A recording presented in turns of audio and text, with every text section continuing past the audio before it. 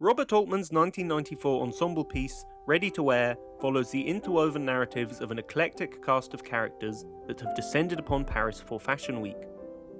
The film is a satire of the fashion world that explores the vulgarity, superficiality, and vapidity of that industry. Towards the beginning of the film, there is a comedic scene where two competing fashion magazine editors arrive at their respective hotel rooms and discover that there has been a mistake. Both editors simultaneously demand that the booking error is reversed, paralleling each other in their reaction. The suites are named after literary figures, and the references to those literary figures are readable elements of the film's broader satire. Regina Krumm, the editor of Elle, played by Linda Hunt, arrives at the Faust Suite, insisting that she is supposed to be staying in the Salome Suite, which her assistant accidentally calls the Salome Suite. Meanwhile, Nina Scant, the editor of British Vogue, played by Tracy Ullman, arrives at the Salome Suite, insisting that she should be staying in the Faust Suite. Faust and Salome are both works of literature that are connoted to critique the fashion industry's perverse superficiality, its objectification of beauty, and its hollow pursuit of that which the material world has to offer. Did you ever think that maybe there's more to life than being really ridiculously good-looking? The allusion to Oscar Wilde's play Salome, a staple work of the decadent movement, most manifestly functions as a commentary on the fashion world. In this retelling of a biblical narrative, King Herod lusts over his stepdaughter Salome, and Salome falls in love with John the Baptist, who is being held prisoner in Herod's palace. The pious John the Baptist refuses her advances. After Salome performs the Dance of the Seven Veils for King Herod's court, she is granted one wish. Salome demands John the Baptist's head on a silver plate. When Herod is forced to comply, Salome then kisses the severed head, shocking the palace court. The play Salome explores what came to be known as the male gaze. The lecherous Herod views Salome as an aesthetic object.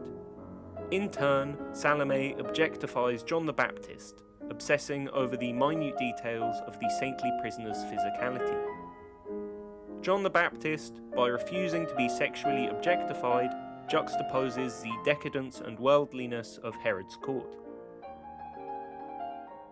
Intertextuality is used to evaluate and satirize the fetishism of the fashion world. The fashion industry objectifies women and caters to men's visual consumption of women as spectacles. Salome and King Herod both epitomize the perverse, superficial, aesthetic desire that characterizes the modern fashion industry, according to the cultural semiotics signaled through the name of the first hotel suite. The second suite involved in the mix-up is the Faust Suite. Faust is a play by von Goethe about a wager between God and the devil over the corruptibility of a noble scholar named Faust.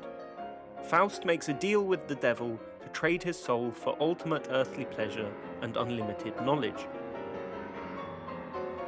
However, if Faust ever feels a profound sense of satisfaction, the devil then keeps his soul. Through the devil's sorcery, Faust experiences all that life has to offer, though never feeling a truly profound sense of satisfaction. When an aged Faust, now blind, demands the construction of a utopian society, the devil commands demons to dig Faust's grave. Faust hears the sounds of digging as though it was the sounds of construction, believing that the demons are building his utopia. Therefore, he dies satisfied. God then intervenes because Faust was not satisfied with earthly pleasure as agreed in the original wager. The reference to Faust in Ready to Wear illustrates that the swarms of designers, editors, and columnists descending upon Paris for Fashion Week will not find profound satisfaction in their pursuit of aesthetic perfection, rejuvenation, and career ambition. The Salome Suite is accidentally referred to as the Salome Suite initially. According to biblical tradition, King Solomon turned away from monotheism after marrying hundreds of foreign wives. So the mention of Solomon reinforces the broader intertextual connotations surrounding this notion of an epic dichotomy between the path of a spiritual life on the one hand and the pursuit of that which the life of this earth has to offer on the other hand. However, the Judgment of Solomon, the most famous story about King Solomon, can also be viewed through the lens of a critique of the fashion world. In this famous story, the true mother would rather see her child survive, whereas the false mother agrees for the disputed baby to be cut in half. Like the false mother, who is not driven by profound love, the fashion world seeks to deform the human body through its beauty standards and its grotesque aesthetics. The fashion world's professed love of the human body is shallow, hence the fashion world's capacity to deform the human body.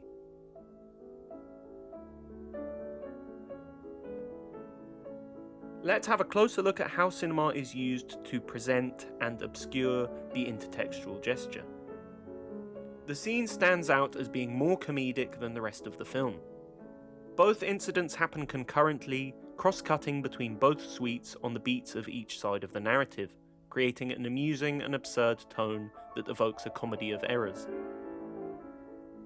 The fact that the rooms are only distinguishable based on the camera angle and what's on the respective televisions further develops this farcical atmosphere.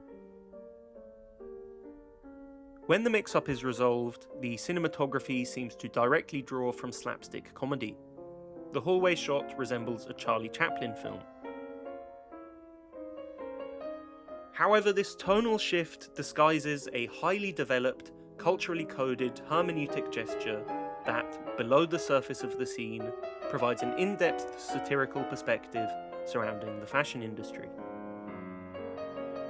Robert Altman's illustrating that the luminaries of Paris Fashion Week stand at the same moral crossroads at which Faust, Herod, and King Solomon stood.